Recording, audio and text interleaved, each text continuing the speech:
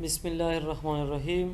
السلام علیکم عزیز طلبہ، جیسا کہ آپ لوگ جانتے ہیں کہ لاک ڈاؤن کی وجہ سے آن لائن کلاسز کا آغاز ہو چکا ہے۔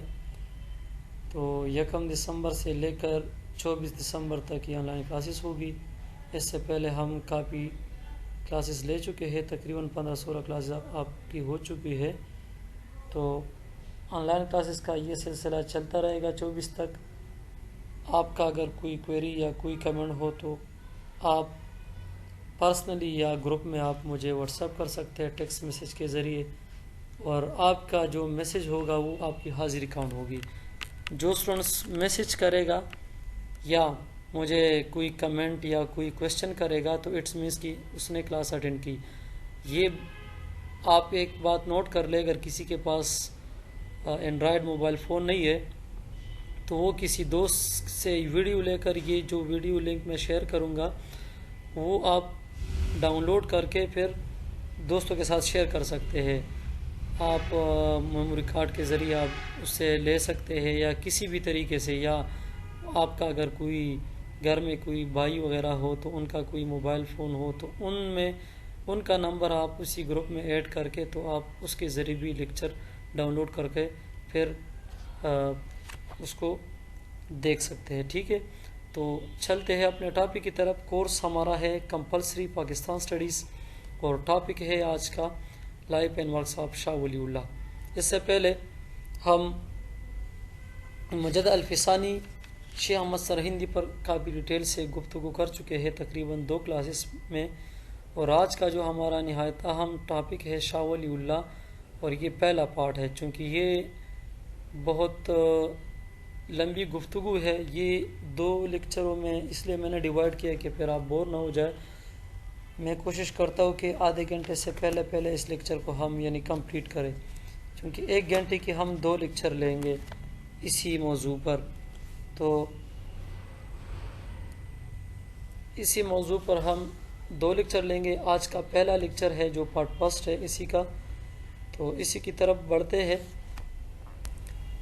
انٹروڈکشن، یعنی ادھر انٹروڈکشن یہ جو سامنے نظر آ رہی ہے، یہ جو ٹیکسٹ ہے وہ کہہ رہا ہے کہ history witnessed that whenever the enemies of Islam have created problems to crush it, God sends his pious persons to define Islam. Shah Waliullah is also one of these pious people who supported Muslims in their beliefs in the subcontinent in a very critical situation. He even stood against the corrupt Mughal government in 18th century, which was a very risky task. He not only reformed the religious, economic, political and social condition of Muslims but also prevented them from marhatas.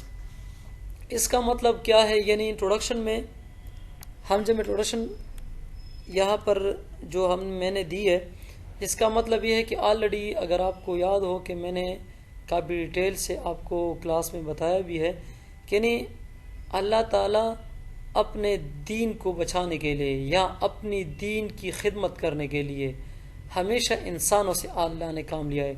آپ کو already میں بتا چکا ہوں کہ پیغمبر آتے تھے پرانے زمانے میں۔ پیغمبروں کا سلسلہ کب ختم ہوا؟ جیسا کہ ہمارا عقیدہ ہے کہ نبی صلی اللہ علیہ وسلم کے بعد کوئی نبی نہیں آنے والا ہے۔ تو انبیاء کا جو سلسلہ تھا، جو ختم نبوت کا ختمہ ہوا، اور یہ جو دین، اشاعت دین یا غلب دین کا کام تھا تو نبی کے جانشینوں کو سونپا گیا، تو جماعت صحابہ نے پھر وہ کردار ادا کیا۔ تو اسی طرح جو تجدید دین کا جو ایک کردار تھا یا دین کا جو غلب دین تھا، اس میں نے آلریڈی آپ کو بتایا ہے کہ دین کے جو 3 ستون ہیں، جس میں ہم پڑھ چکے ہیں کہ دین کے 3 ستونوں میں سے ایک ہے یعنی ریاست، ایک ہے شریعت اور ایک ہے سیاست، شریعت اور طریقت۔ یعنی ان تینوں چیزوں کا نام کیا ہے؟ وہ مل کر اس کا دین اسلام، ان ساری چیزیں مل کر اسلام بنتی ہے۔ تو ان چیزوں کو پھیلانا اور ان کا تعلیمات لوگوں کو صحیح تعلیمات پہنچانا، یہ پھر اصحاب کرام کے بعد پھر ان کے تابعین، تبع تابعین، اس طرح صوفیاء، اولیاء۔ تو یہ جو آج ہم ڈسکس کر رہے ہیں تو یہ وہی اولیاء یا صوفیاء ہے جو ہندوستان میں انہوں نے تجدید دین کے لیے کردار ادا کیا ہے. جیسا کہ یعنی مجلد فسانی نے تجدید دین کے حوالے سے بڑی قربانی دی ہے. میں نے آپ کو آلریڈی کافی ڈیٹیل سے اس پہ گفتگو کی ہے کلاس میں. تو شاہ ولی اللہ کا جو کردار ہے وہ بھی انتہائی اہمیت کے حامل ہے. یعنی اس زمانے میں یہ جو ادھر آپ یہ جو دیکھ رہے سامنے انٹروڈکشن کو, یعنی 18 سینچری میں دو چیزیں تھیں. ایک طرف مغل یعنی نال ہو چکے تھے اور اپنی عیاشی میں مبتلا ہو چکے تھے. اسلامی سلطنت کو خطرہ تھا, یعنی کہ آلریڈی اسلامی سلطنت تقریباً انہیں صدیوں نے حکومت کی تھی ہندوستان پر, اور دوسری طرف مرہٹاز جو تھے انہوں نے ہندوستان پر اپنا قبضہ جمانا شروع کیا تھا. تو مسلمانوں کو مذہبی, معاشی, سیاسی اور معاشرتی حالات جو تھی وہ یعنی انتہائی خراب صورتحال سے دوچار تھی. یعنی مسلمانوں کا جو غلبہ تھا وہ یعنی ختم ہونے والا تھا یا ختم ہونے کو قریب تھا, سمپل از دیٹ. تو پھر یہ جو بندہ ہے, یہ جو شاہ ولی اللہ شاہ صاحب تھے, تو اس نے پھر وہی جو مسلمانوں کی جو حالت تھی ان پر انہوں نے کافی گہری یعنی نظر یعنی انہیں جمائی, اور انہوں نے اس کا ڈیپلی مطالعہ اور انڈرسٹینڈ کیا کہ ہندوستان کے کیا مسائل ہے, اور اپنی سیاسی اور اپنی یعنی دوراندیشی اور بصیرت کی وجہ سے انہوں نے پھر کیا کیا, ایک تجدید دین میں ایک نئے طریقے سے مسلمانوں کو اسلام یا دین اسلام کی طرف یا اسلامی نظام کی طرف یا اسلامی ریاستی نظام کی طرف یا اسلامی سیاسی یا معاشی نظام کی طرف راغب کیا. تو آگے یہ ساری ڈیٹیل آ رہی ہے, لیکن یہ چونکہ ایک انٹروڈکشن تھی, اب اس کی بایوگرافی ہم پڑھیں گے. کب پیدا ہوا ہے, بایوگرافی جسے آپ کہتے ہیں, یعنی 21 فروری 1703 کو, 1703 کو 14 شوال 1114 ہجری میں یہ پیدا ہوا دلی میں, اور اس کا جو نام تھا قطب الدین احمد ابن عبد الرحیم. والد کا نام عبد الرحیم تھا اور اپنا نام اس کا تھا قطب الدین احمد. تو but because of his pious nature people call ہم ایز شاہ ولی اللہ, یعنی ان کی خصوصیات, ان کی جو سچائی اور صداقت کی وجہ سے لوگوں نے پھر شاہ ولی اللہ یعنی اللہ کا ولی کے نام سے انہوں پکارا, اور یہ لقب سے مشہور ہو گیا. پھر شاہ ولی اللہ کے نام سے آج بھی ہم کتابوں میں یا ہمیں جو مطالعہ کرتے تو شاہ ولی اللہ کے نام سے ہم جانتے ہیں. قطب الدین احمد اپنا نام تھا. His father Shah Abdul Rahim was famous for his knowledge and great understanding of Islam, as he was a leader of Hanafi jurist, Islamic scholar and founder of Madrasa Rahimiyya. جو شاہ عبد الرحیم تھا یہ اپنے زمانے کا کافی مشہور علیم دین بھی تھا اور کافی یعنی اسلامی اسکالر تھا, یعنی حنفی اسکول آف تھاٹ جو ہے اس کا ماننے والا تھا یا پیروکار تھا, اور حدیث اور فقہ اور قرآن پر کافی اس کی کمانڈ تھی. تو اور انہوں نے ایک مدرسہ بنائی تھی شاہ ولی اللہ کے والد نے, شاہ عبد الرحیم نے, مدرسہ رحیمیہ کے نام سے. حضرت شاہ ولی اللہ ڈائڈ ان 1762, 1762 میں یہ وفات ہو چکا ہے. ٹھیک ہے, تو آگے چلتا ہے کہ پھر انہوں نے کہاں سے تعلیم حاصل کی. ایجوکیشن جو ہے انہوں نے اپنا جو والد کا جو مدرسہ رحیمیہ تھا, اپنے والد کے مدرسے سے انہوں نے بنیادی جو پرائمری ایجوکیشن تھی وہ حاصل کی. اور ایک چیز یاد کر لے کہ انہوں نے یعنی ہی memorize the Holi Quran as well, he learned حدیث اینڈ تفسیر ان ہز چائلڈہڈ. 7 سال کی عمر میں, یہاں پر مینشن نہیں ہے لیکن یہ آپ یاد رکھیں کہ 7 سال کی عمر میں انہوں نے یعنی قرآن کو یاد کیا تھا. 7 سال کی عمر میں, when he was 7 year old, 7 سال کی عمر میں انہوں نے کیا کہ قرآن کریم کو یاد کیا. ٹھیک ہے, اور he studied Arabic and Persian grammar and literature, اور ان کے ساتھ انہوں نے عربی اور فارسی لٹریچر اور گرامر کو بھی پڑھا. He studied metaphysical, juridical, mystical, philosophical, theological text in the age of 15.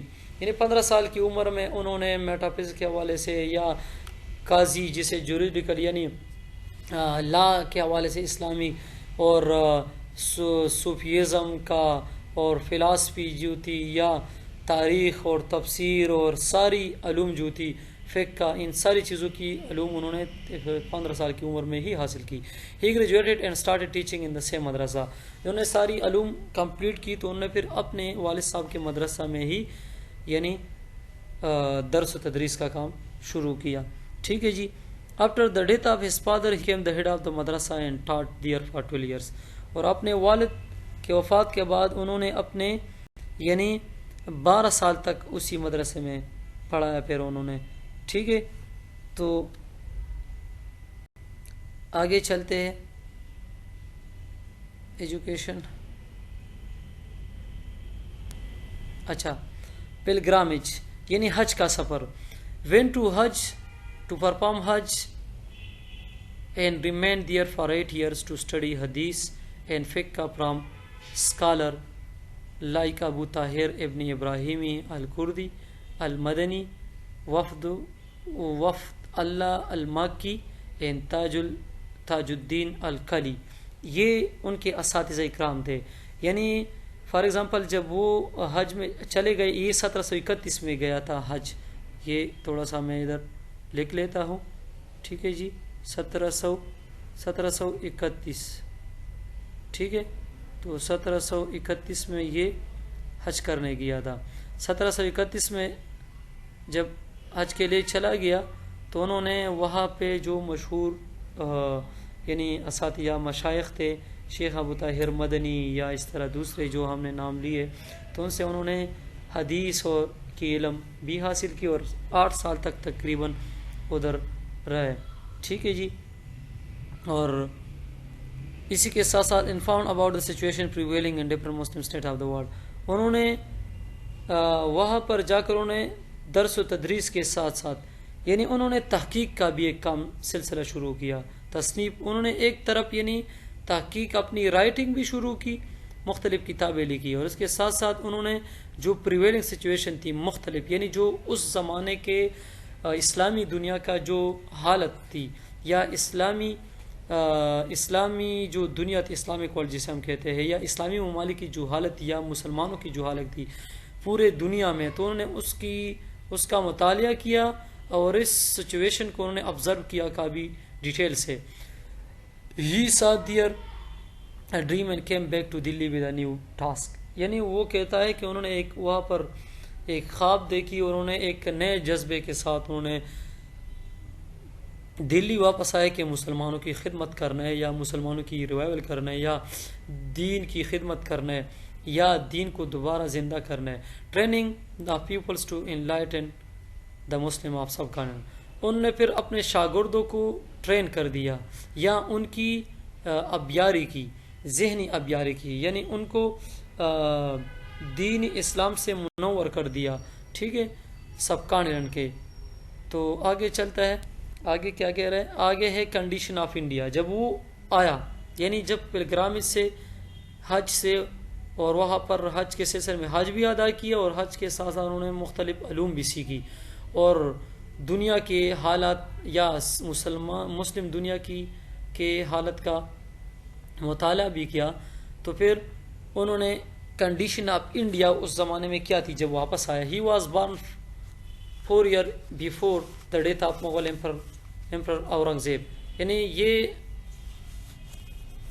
کہہ رہا ہے کہ مغل بادشاہ کے یعنی جب 4 سال ہو چکے تھے کہ وہ born before the death of the Mughal emperor, یعنی جب اورنگزیب عالمگیر وفات ہو گیا تو ان سے یہ تقریباً 4 سال اس کے وفات سے یعنی پہلا پیدا ہوا تھا. یعنی اورنگزیب 4 سال بعد جب بھی پیدا ہوا. After Aurangzeb the Mughal emperor was handed over to unable successor due to which the Muslim community of India experience severe problems and un Islamic practices for going quickly. یعنی جب عالمگیر اور اورنگزیب مغل جو بادشاہ تھا وہ جب وفات ہو گیا تو ان کے جو سکسیسر تھے، جو جانشین تھے، وہ نال تھے اور مسلم کمیونٹی کو یا مسلم کمیونٹی انڈیا کی انہوں نے مختلف مسائل سے جو دوچار ہونا پڑا. یعنی اسلامی جو ان اسلامک پریکٹسز تھے، یعنی میں نے آپ کو آلریڈی بتایا ہے پچھلے لیکچر میں کہ یعنی انہوں نے یعنی دین میں غلط طریقے روایات جو تھے انہوں نے یا بدعات کی طرف وہ رائج ہو چکے تھے، تو اسلام کو صحیح انداز میں انہوں نے چھوڑ دیا تھا. ٹرو جو اسلام ہے یا ان کی تعلیمات کو انہوں نے چھوڑ دیا تھا. تو اس وجہ سے اسلام یا اسلامی جو سلطنت تھی وہ خطرے سے دوچار ہو چکی تھی. یعنی ایک تنزل ایک وہ جاری تھی تقریباً اس زمانے میں.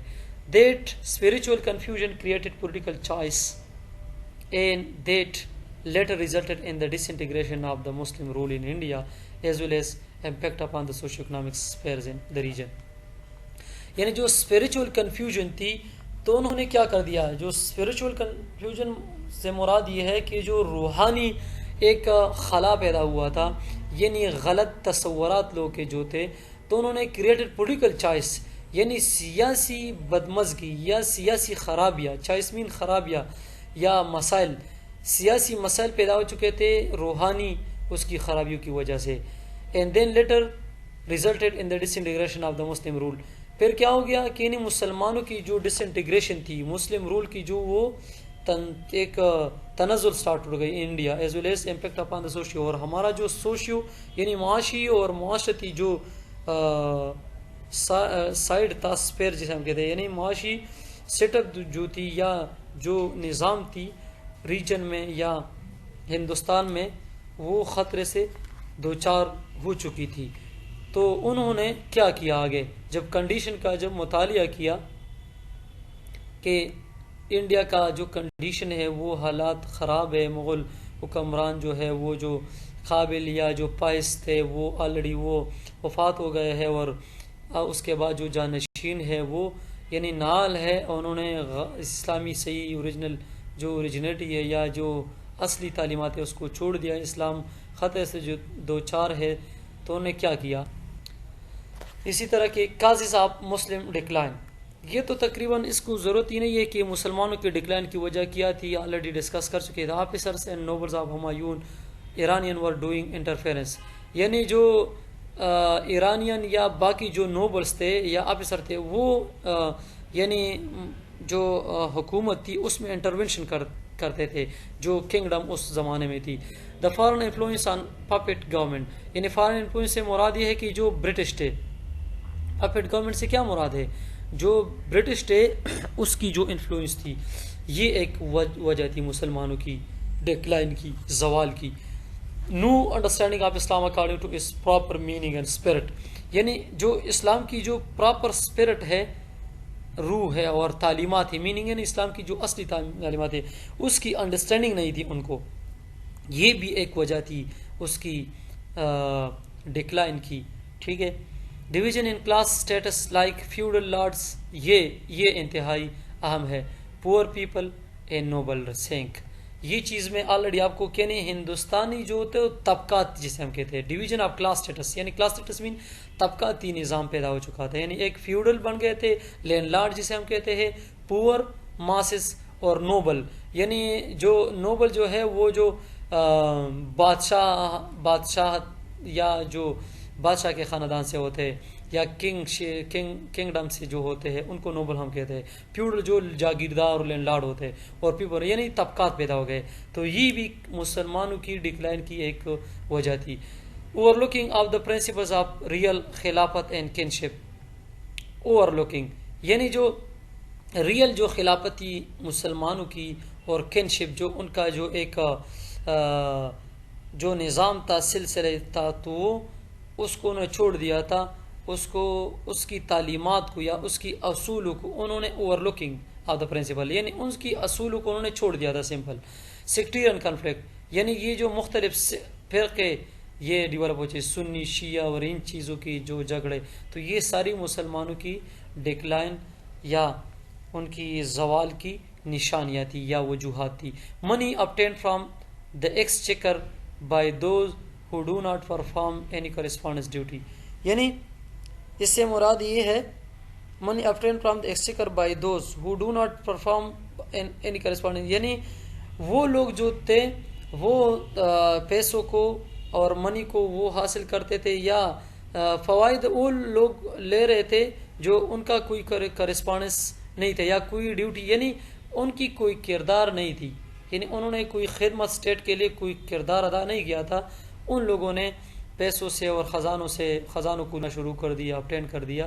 تو اس وجہ سے مسلمانوں کی زوال شروع ہو گئی. Exploitation of merchants, farmers, workers by heavy taxation, سوداگروں کی، زمینداروں کی اور عام مزدور کار لوگ پر بڑی ٹیکسیں جو تھی وہ انہوں نے مختلف ٹیکسیں ان پر رائج کی. تو اس وجہ سے بھی جو ہمارا کاروبار تھا یا جو مرچنٹ تھے تو انہوں نے بھی ان کا جو ملک میں جو ریونیو جنریٹ ہو رہا تھا تو ان میں کمی آ گئی اور ملک کی حالات جو تھی وہ مخدوش ہوتی چلی گئی.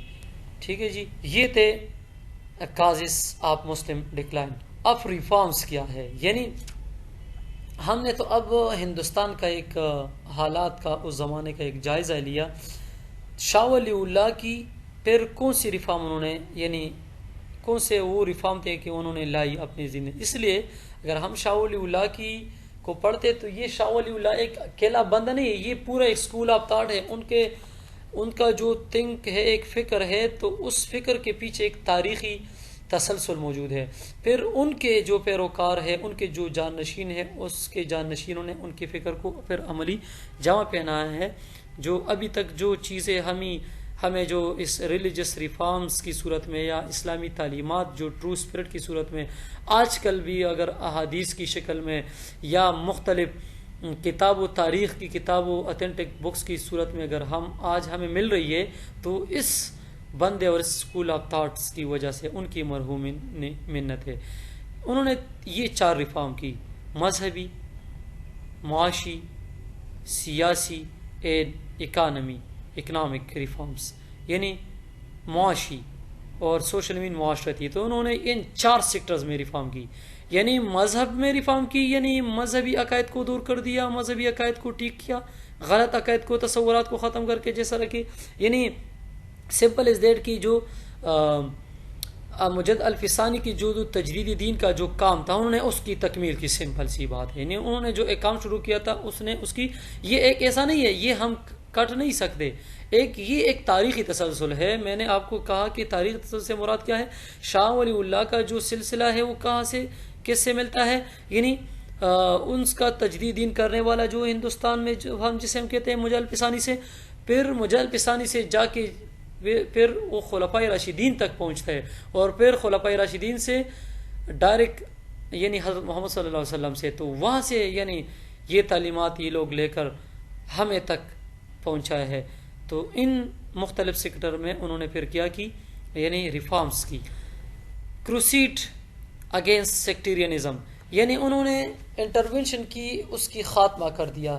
یعنی شیعہ اور سنی کا جو تضاد یا جو کنفلکٹ وہ اسی زمانے سے، آج کل اگر ہم دیکھتے تو یہ انگریزوں کے زمانے سے تقریباً یہ سنی اور شیعہ فسادات پیدا ہو گئے تھے. تو ان سیکٹیرینزم جو فرقواریت جو پھیلی، جو پہلا شخص تھا جس نے فرقواریت کا جو آگ ہے اس کو ختم کرنے کے لیے یا فرقواریت کو سٹاپ کرنے کے لیے ہندوستان میں نہیں پوری یعنی اسلامی دنیا میں یہ واحد شخصیت تھی کہ انہوں نے فرقواریت کا خاتمہ کر دیا. یا خاتمہ تو اگر نہیں ہوا لیکن فرقواریت کی خاتمے کے لیے انہوں نے جدوجہد کی تھی.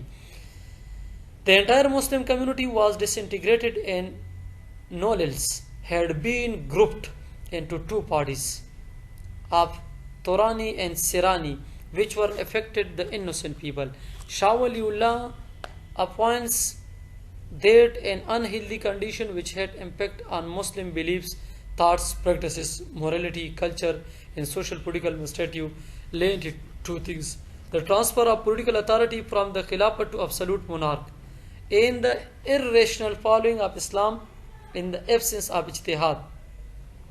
انہوں نے یہ جو باقی اگر کوئی مشکل الفاظ ہے تو آپ خود پھر اس کو جا کر نیٹ پہ سرچ بھی کر سکتے، چونکہ آج آلریڈی ہمارا 24-25 منٹ کا لیکچر تقریباً ہو چکا ہے. پھر یہ مشکل ہے، یہ پھر اپلوڈ نہیں ہو سکتا جب یعنی زیادہ ہو جاتا ہے آدھے گھنٹے سے، پھر اپلوڈنگ میں مسئلہ آتا ہے. لیکن سمپل یہ ہے کہ انہوں نے یعنی دو کام سوشیو پولیٹیکل انہوں نے کیا کہ یعنی in Muslim beliefs thought practices morality culture and socio political society led in two things. انہوں نے ان ساری چیز کو دو ہی چیزوں یعنی مسلمانوں کی عقائد، ان کی جو سوچ تھی، پریکٹسز تھی، مورلٹی تھی، مذہب ثقافت تھی، یا معاشی اور سیاسی جو سیٹ اپ تھی، انہیں دو چیزوں میں انہوں نے اس کو کیا کر دیا، کیٹیگرائز کر دیا.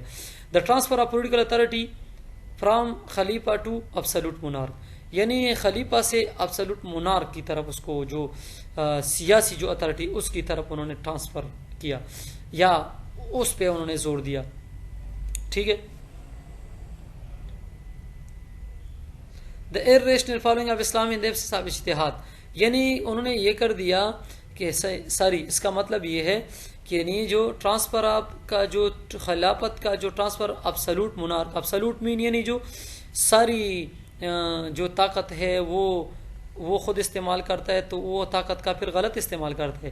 خلافت جو ہوتا ہے، خلافت تو اس طرح نہیں ہوتا ہے کہ اس میں ہیروئزم کا تصور نہیں ہوتا. خلافت میں چیزیں جو ہوتی ہے، جو سیاسی سیٹ اپ ہوتی ہے، جو حقوق ہوتے ہیں، وہ سب کو حاصل ہوتے ہیں اور وہ اہل لوگوں کو وہ عہدے الاٹ کرتے ہیں. جبکہ ابسلوٹ مونارکی کیا ہوتی ہے، جو میں خاص لوگوں کی وہ کیا ہوتی ہے، پاور ہوتی ہے. تو ابسلوٹ مونارکی کی وجہ سے خلافت کا جو ابسلوٹ مونارکی کی طرف شفٹ ہے، یہ مسلمانوں کی ایک وجہ یہ ہے یا اثر یہ ہے کہ جو ہماری کنڈیشن انہیلدی ہے. دوسرا ہے کہ دا irrational following of Islam in the absence of، یعنی اجتہاد کی ناموجودگی میں یا غیر موجودگی میں اسلام کی غلط تعلیمات کو فالو کرنا، یہ دو چیزوں میں انہوں نے تقسیم کیا. یہ وجہ تھی. in such critical situation Shah Wali Allah tried to whip out differences based in religious convictions. تو پھر شاہ ولی اللہ نے کوشش کی کہ ان ڈفرینسز کو، ان چیزوں کا خاتمہ، یعنی جو ریلیجس کنوکشنز تھی موجود تھی، تو ان ڈفرینسز کو انہوں نے ختم کر دیا ہی یا ان کے لیے جدوجہد کی. ہی روٹ ازالت الخائفہ، یعنی انہوں نے پھر رائٹنگ ان خلافتی خلافت to remove misunderstanding between Shia and Sunni, یعنی یہ جو شیعہ اور سنی کے نام سے انہوں نے جو تصانیف لکھی، تو اس تصانیف میں انہوں نے اس یعنی شیعہ اور سنی کی کنفلکٹ کو اور سوسائٹی کے طریقے کو اور کلچر کو اور مورلٹی کو اور معاشی اور یہ ساری چیزوں کی وضاحت کی. یعنی اس چیزوں کو اس کی مس انڈرسٹینڈنگ کے لیے، جو ہماری غلط عقائد یا ہماری جو بلیفز تھی وہ جو غلط ہو چکی تھی، اس ساری چیزوں کو ختم کرنے کے لیے انہوں نے کیا کر دی، انہوں نے اسی طرح یعنی یہ تصانیف لکھی. تو یہ کیا ہوتے، یہ عام لوگ نہیں تھے، یعنی تصانیف پہ لکھنا، کردار بھی ادا کرنا، یعنی بادشاہوں کو راغب کرنا، اور لوگ کو پھر انہوں نے آگے جا کر ہم آگے آتے کہ وہ خطوط بھی لکھے کافی ڈیٹیل سے. یہ چونکہ میں نے آلریڈی آپ کو کہا کہ یہ کافی ڈیٹیل ہے، یہ سارے ہم سارے کور نہیں کر سکتے، لیکن جو چند اس کی جو بڑی بڑی بات ہے وہ آج اس لیکچر میں ہم ڈیٹیل آدھے ڈیٹیل ہم آج پڑھ چکے ہیں، آدھے باقی ہے. چلو یہ بھی پڑھتے ہیں کہ translation of Quran to Persian. جو انہوں نے سب سے بڑا کام کیا تھا، انہوں نے قرآن کو یعنی قرآن کی تفسیر کو نے فارسی میں کیا تھی. ایون مختلف اس زمانے کے جو علماء تھے انہوں نے اس پر فتوے لگائے کہ آپ جو کر رہے یہ اچھا نہیں ہے. تو انہوں نے اپنے شاہ ولی اللہ emphasized on the fundamental of Islam، یعنی اسلام کی بنیادوں پر انہوں نے یعنی زور دیا. He introduced the people once again to the main source of Islamic doctrine and law، یعنی جو ٹرو اسلام تھی، ڈاکٹرائن یعنی جو اوریجنل اسلام تھی، اور اسلام کی جو لا تھی، جو اسلام کی جو تعلیمات تھی، وہاں پر لوگوں کو اگین انہوں نے کر دیا اس کی سورسز پر دوبارہ گئے. In order to make it understandable it to all، he translated Quran to Persian language that was literary language at that time. اسی زمانے میں مسلمانوں کی زبان تھی، ہندوستان میں بہت سارے لوگ پرشین کو جانتے تھے، تو اس وجہ سے انہوں نے قرآن کو فارسی میں کا ترجمہ کیا کہ تاکہ لوگ جو قرآنی تعلیمات سے جو ناشنا ہو چکے ہیں، جو ان کی غلط تصورات بن چکے ہیں، تو ان غلط تصورات کو ختم کرنے کے لیے عام لوگوں کی تصورات کو بھی کہ یہ قرآن خود یعنی آسان اپنے زبان میں اس کا ترجمہ پڑھ کر وہ صحیح اسلامی تعلیمات سے یعنی آشنا ہو جائے. تو وہ یہ جو تھا جو قرآن کا جو ترجمہ تھا یہ ان کی زندگی کا سب سے بڑا کارنامہ تھا.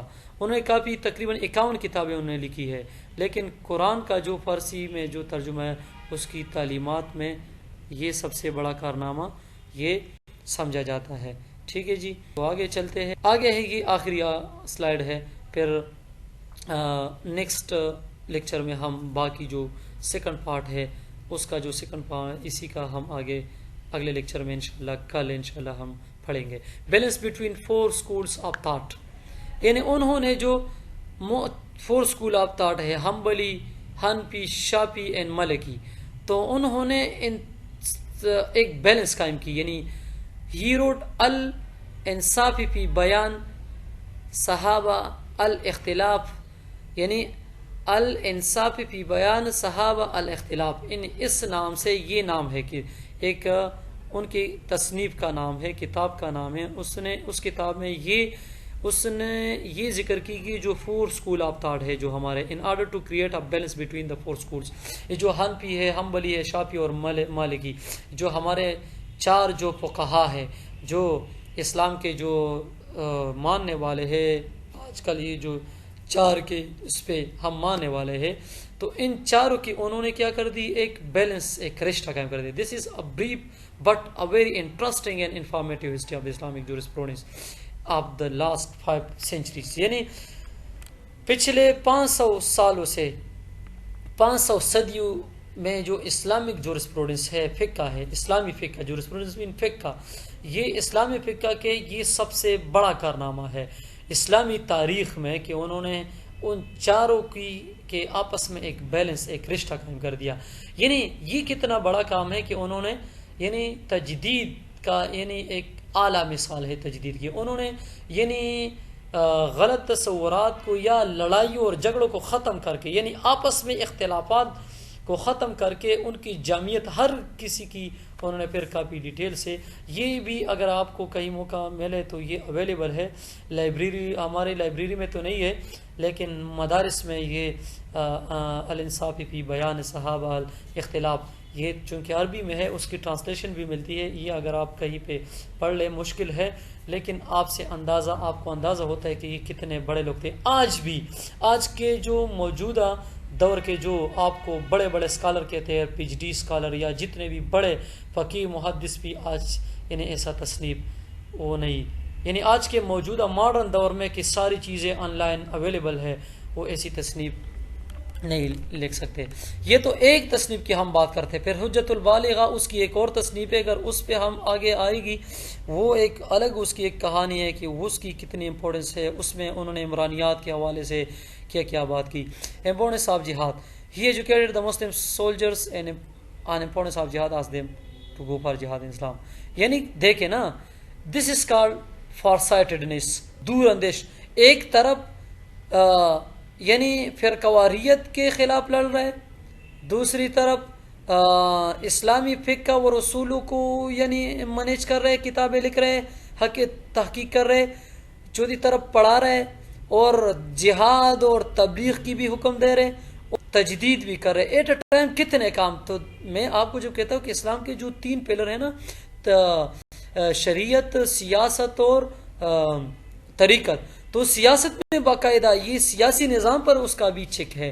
یعنی آگے پھر آئے گا اس کا سیاسی بصیرت جو ہے، اس انہوں نے مختلف خطوط لیے اور بادشاہوں کو یعنی سیاسی لوگوں کی انہوں نے پھر یہ رہنمائی کی ہے. تو یہ دیکھیں سائٹڈ لوگ یہ تھے. تو کافی ڈیٹیل سے اس پر گفتگو ہو چکی ہے.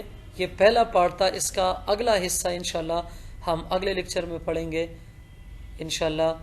اگر آپ کا ابھی ذہن میں کوئی کویسچن ہو یا کوئی کمنٹ ہو، یا اگر نہ کویسچن ہو نہ کمنٹ ہو، مجھے ضرور واٹس اپ کے ذریعے یا ٹیکسٹ میسج کے ذریعے یا یعنی سمپل جو میسج ہے آپ نے مجھے انفارم کرنا ہے. مجھے یعنی کوئری یا مجھے اس طرح کوئی سوال یا کوئی کمنٹ دینا ہے کہ میں نے یہ لیکچر سنا، آپ نے شاہ ولی اللہ کی یہ ساری چیزیں بیان کی، یعنی شاہ ولی اللہ کے حوالے سے کوئی نہ کوئی مجھے آپ نے بتانا ہوگا.